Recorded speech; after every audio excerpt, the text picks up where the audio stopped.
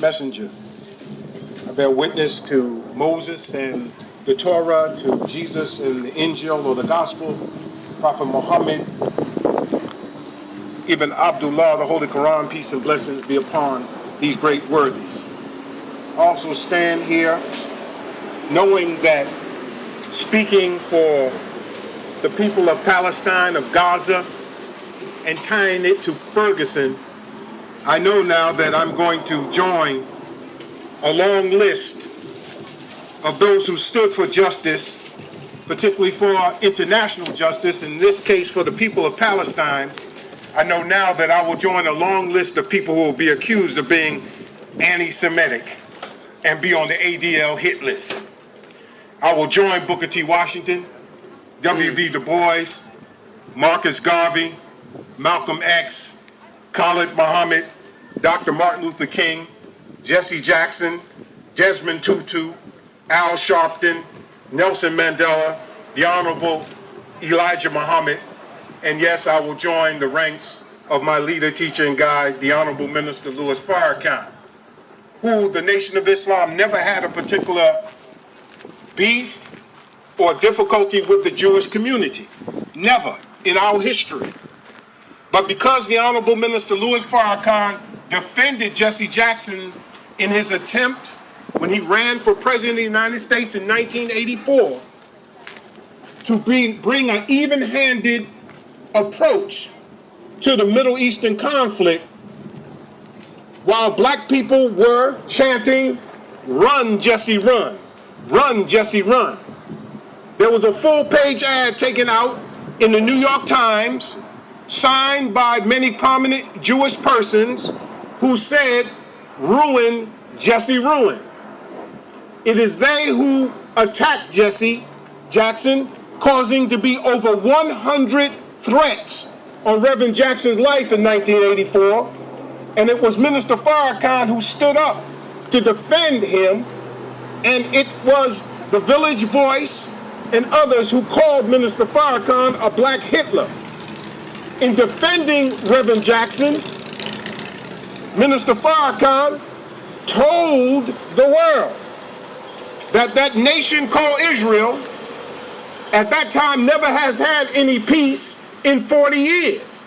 And she could never have any peace because there can be no peace that is structured on injustice, lying, thievery, and deceit, and using the name of God to shield dirty religion under his holy and righteous name. From that point forward, Mr. Farrakhan was lied on and said that he called Judaism a gutter religion. That is not the truth. The Zionists who founded Israel didn't believe in God. Come on. But yet, they still use God as some kind of real estate agent to take all the land from the Arab people. Come on. I wish I had a witness out here. Come on, man. You look like you're scared. From Gaza to Ferguson, let's connect the dots. Brothers and sisters, at this hour, the reason why we stand in the shadow of the statue of Dr. Martin Luther King is because at a certain point in time, Dr. Martin Luther King was no longer a civil rights leader. Right. He began to care about international human rights. The reason why we talk about Malcolm X today being Al-Hajj Malik Shabazz isn't so much his trip to Mecca that transformed him. It is when he tied the movement and the suffering of black people in America with the international struggle of oppressed people everywhere. Come on. So, in breaking out of this box that the world and the media has tried to place the Nation of Islam in, we stand in solidarity with the people of Palestine, unafraid to say what Dr. King said, that injustice everywhere is a threat to justice everywhere. Americans' foreign policy, Minister Farrakhan says, is a reflection of her domestic policy. That's right. Why have we tied Ferguson to Gaza? It's not to compare the slaughter that's going on with Gaza with the oppression and death of us by the hands of police. Whenever we get into these comparisons of who suffered the most, we're separated by our tears and by our pain. And we fail to see the common humanity of people who are being oppressed. Land, occupation of the Palestinian land, notice that occupation rhymes with gentrification. Come on. So the places that we lived are now being bought up and sold to other people, just like your land is being taken from you and given to a people who are not native to the Middle East. They're not native to that land. They have no genetic, they have no historical, they don't even have a religious tie to that land. They are 700-year-old converts to Judaism who lived in Eastern Europe and now have come into that place. If the Germans are those who slaughtered them, then Germany should make a homeland for those people that were in Europe and not take the Palestinian land. That's right. Some of you are a little nervous. Maybe I should have went last. Go ahead, preacher. The overwhelming military response in Gaza and the West Bank is the same overwhelming militarization of law enforcement under the guise of Homeland Security here in the United States. Minister Farrakhan says that his teacher, Elijah Muhammad, said that what you see going on overseas, you will soon see at our doors. And now you're seeing military equipment that once was in the streets of Baghdad, were in the streets of Kandahar, in the streets of Fallujah, are now in the streets of America. And somehow, some way, we're sleeping at the switch and don't see the connection between the two. But let me connect the dots. There will never be peace in Ukraine. There will never be peace in Central America. We'll never solve that immigration problem. There'll never be peace in Gaza or in Iraq or the Middle East or Afghanistan or in South and North Korea. There'll never be any peace until you understand that America has some unfinished business here in America. If she cannot give her 400-year-old slaves who have given their blood, sweat, and tears and helped build this country so that every immigrant group can enjoy it, then what makes you think her foreign policy is going to give justice and even-handedness to your people? Look at what happened. Listen, that's not a racist. That's not to exclude the suffering of the Irish or the suffering of the Polish or the suffering of even Jews when they came here. It's not to exclude the suffering of the Native American when they came here, or now the Muslims and the Arab immigrants that have come to this country. It's not to exclude anybody's suffering. It's simply to say that we were here even before some of the European immigrants got here. And if they can't give us justice in 2014, what makes you think they're going to give you justice? Again, look how they do. Blame the victim for the deaths. How can you blame the Palestinian people for the over 2,000 deaths, 400 plus of children and women, innocent non-combatants, and then say it's their fault that they're dead? And what did they do in Ferguson? Here's a boy that was shot 6 times. Probably shot at 11 times, but was shot 6 times, and then they try to blame him for some kind of candy store robbery that had no relationship to why the officer stopped him.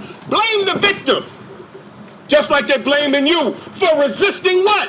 Them coming and taking your land, and you stand up like would Americans allow Canada come and invade their land? If they came and the United States of America said, we're going to invade Texas, do you think the Texans wouldn't pull out their shotguns, their guns, and be shooting and killing one another? Isn't that the American story of the 13 colonies when they felt oppressed by King George, that they picked up weapons and fought for their independence? Then what less do we expect for the Palestinian people? That they would have self-determination and their human rights and the ability to grow their vineyards and to raise their sheep and to raise their family and to go to universities and have a job and have a future and to build and to contribute to civilization.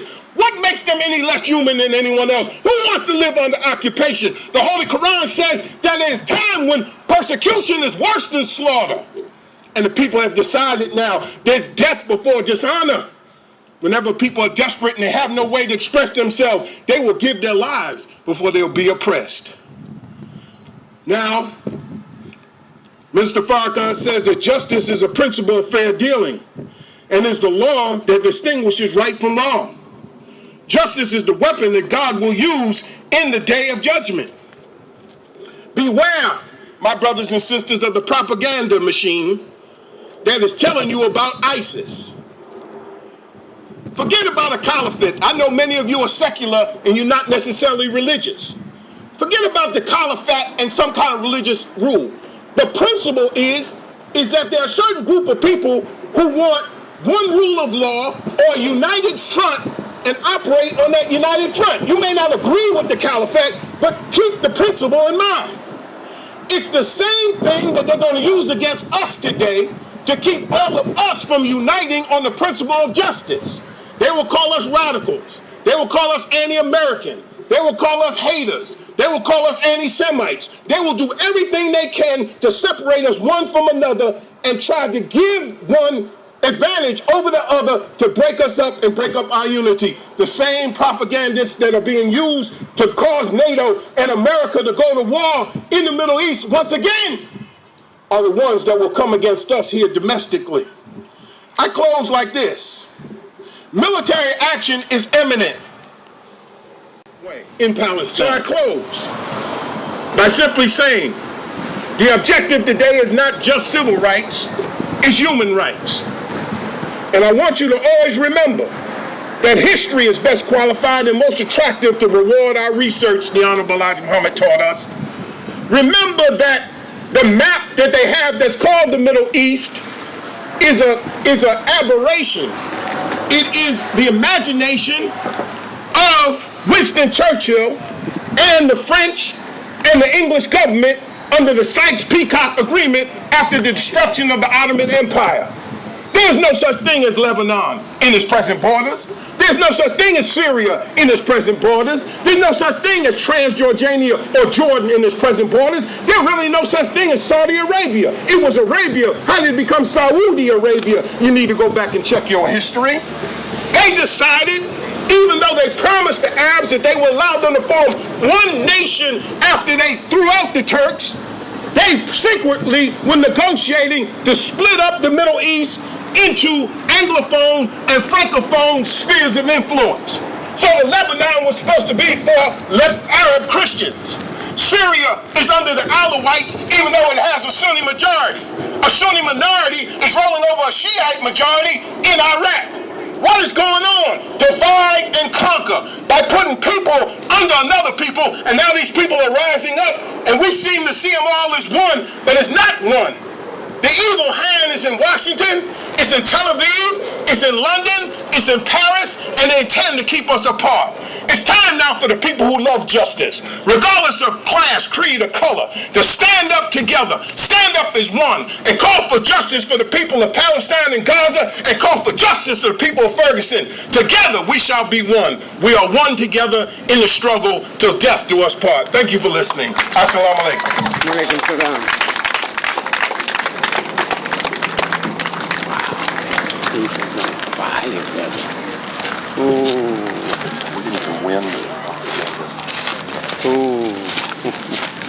Yeah, this cut off for some reason.